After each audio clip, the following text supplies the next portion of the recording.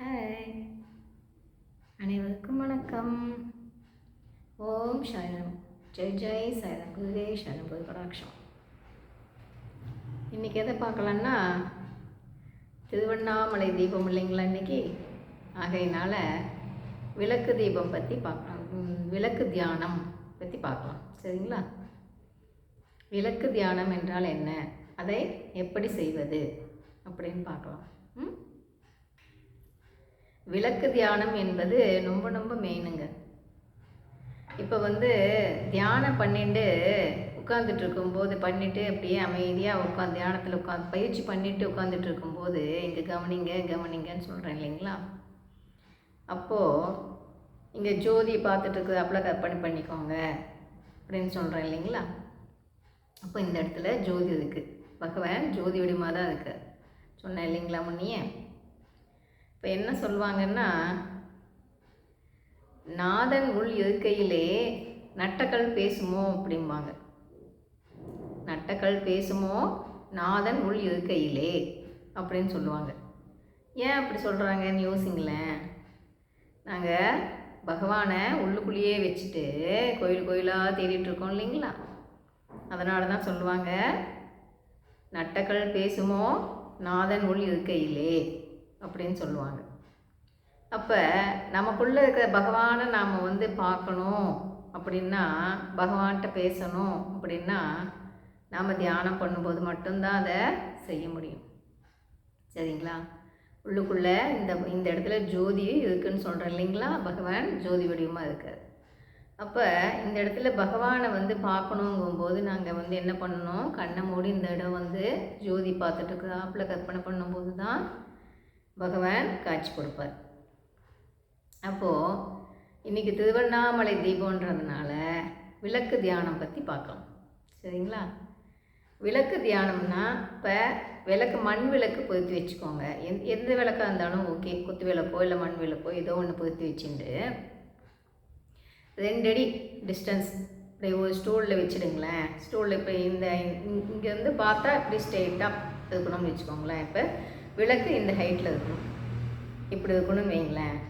இந்த ஹைட்டில் இங்கேருந்து அப்படி இப்போ நான் சொன்னேன் இல்லைங்களா. இப்போ சன்னை பார்க்கும்போது இப்படி பார்க்கக்கூடாது, 2 கண்ணால் இப்படி பார்க்கணும் அப்படின்னு சொன்னேன் இல்லைங்களா. அதை போல் பார்க்கணும்.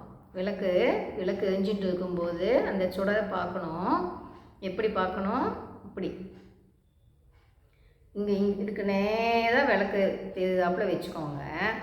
ஒரு ஸ்டூல் மேலே வச்சு இங்கேருந்து இங்கே பார்த்தா ஸ்ட்ரெயிட்டாக இங்கே விளக்கு இருக்கணும். சரிங்களா? அந்த ஜோதி பிரகாசமாக தெரியணும் உங்களுக்கு. அதை இப்படியே பார்க்கணும். இப்படி பார்க்கறதுனால என்ன யூஸு அப்படின்னு கேட்பீங்க தானே. ஒரு 5 நிமிஷமோ 10 நிமிஷமோ டெய்லி இதை பண்ணணும். சரிங்களா? இப்படி பண்ணும்போது என்ன ஆகும்னா, ஜோதி இப்படியே பார்க்கணும். அமைதியாக எந்த எண்ணமும் இல்லாமல் உட்காந்துட்டு இப்படியே பார்க்கணும். இப்படி பார்க்கும்போது என்ன ஆகும்னா, உள்ளுக்குள்ளே இந்த இடத்துல ஜோதி இருக்குதுன்னு சொல்கிறேன் இல்லைங்களா. அப்போ அந்த ஜோதியும் இந்த ஜோதியும் அப்படியே பார்க்க என்ன ஆகும்னா, அப்படியே ஒன்றுக்கு ஒன்று கனெக்ட் ஆகும்.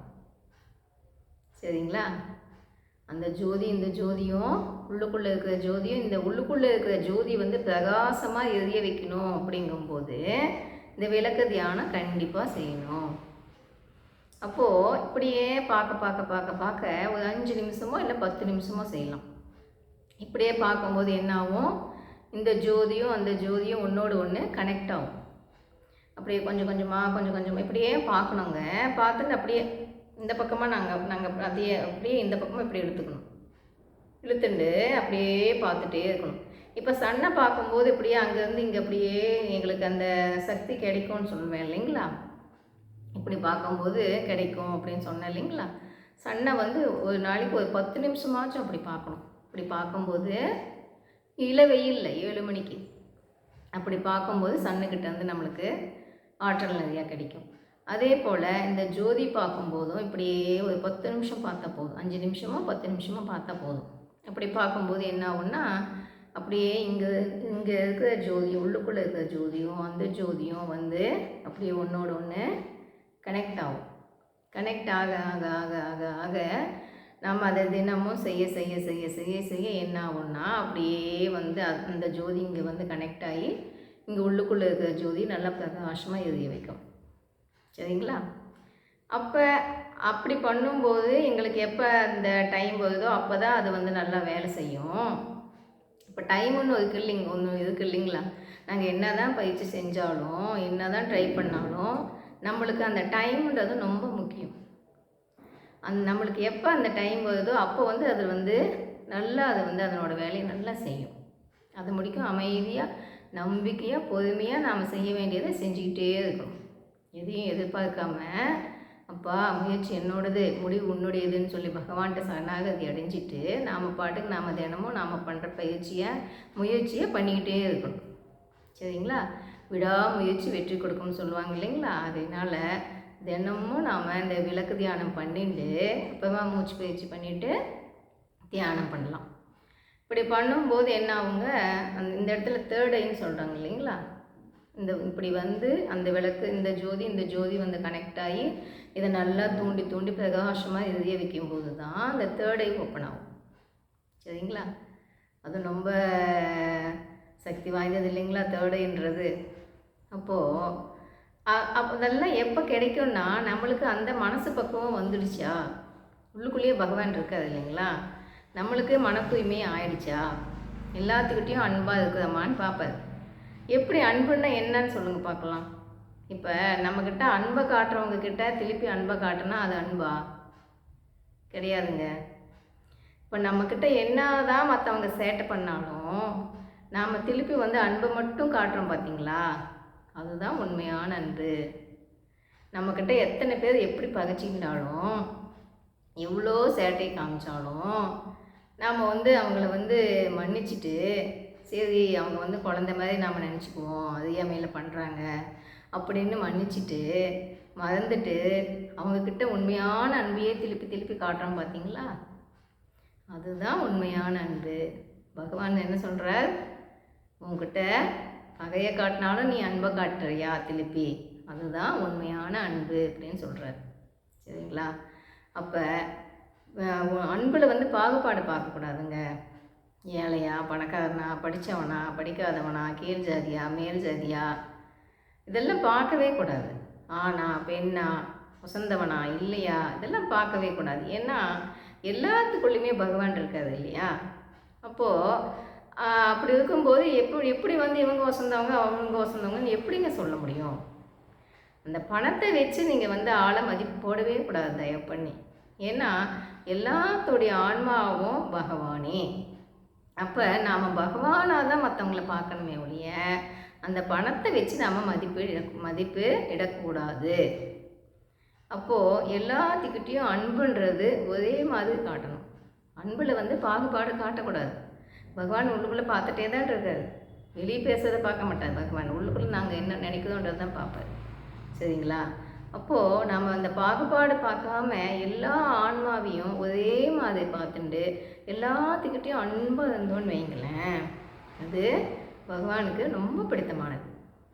இப்போ நாம் தெரிஞ்சுக்கிட்டோம், நெக்ஸ்ட்டு அவங்களும் தெரிஞ்சுக்குவாங்க, அப்படியே விட்டுடணும். இல்லை நாம் தெரிஞ்சுக்கிட்டோம் அவங்களுக்கு தெரியல, நாம் இவ்வளோ பதவியில் இருக்கோம் அவங்க இன்னும் வரல அப்படின்னு சொல்லிட்டு அவங்கள வந்து ரொம்ப ஏளனமாக பார்க்கக்கூடாது இல்லைங்களா? அப்போது எல்லாத்துக்கிட்டையுமே அன்பாக இருக்கும்போது அது பகவானுக்கு ரொம்ப பிடித்தமானது. அப்படியே இருந்துண்டு மன தூய்மைன்னு சொன்னேன் இல்லைங்களா, அந்த மன தூய்மையிலையும் இருந்துண்டு நம்ம அந்த சேவை மனப்பான்மையோடு ஒவ்வொன்றும் செஞ்சுட்டு சுயநலத்துக்காக செய்யாமல் பொதுநலம் கருதி ஒவ்வொன்றும் செஞ்சுட்டு இந்த விளக்கு தியானமும் செஞ்சிட்டு இருக்கும்போது நான் சொன்னேன் இல்லைங்களா, எப்போ உள்ளுக்குள்ளே தீயாக வேலை செய்யும் அப்படின்னு சொன்னேன் இல்லைங்களா, அப்போ தான் தீயாக வேலை செய்யும். தானமும் பண்ணணும், அன்பாக இருக்கணும், மன தூய்மையிலையும் இருக்கணும், அதெல்லாம் பண்ணிட்டு எல்லாத்துக்கிட்டையும் ஒரே மாதிரி பழகணும். இதெல்லாம் பண்ணும்போது பகவானுக்கு அது ரொம்ப பிடித்தமானது. சேவைன்றது பகவானுக்கு ரொம்ப பிடித்தமானது. பார்த்து செய்ய வேணாம், எல்லாத்துக்கிட்டையுமே ஒரே மாதிரி பழகுவோம். அப்போ தான் வந்து பகவான் வந்து மேலே மேலே அடுத்தடுத்த ப்ரமோஷன் கொடுத்துட்டே போவார். சரிங்களா? அப்போ விளக்கு தியானம் இன்றைக்கி திருவண்ணாமலை தீபம் அன்றைக்கி இந்த விளக்கு தியானத்தை பற்றி சொல்கிறதுல ரொம்ப சந்தோஷம். சரிங்களா? அப்போ அந்த விளக்கு தியானத்தை பண்ணுங்கள்.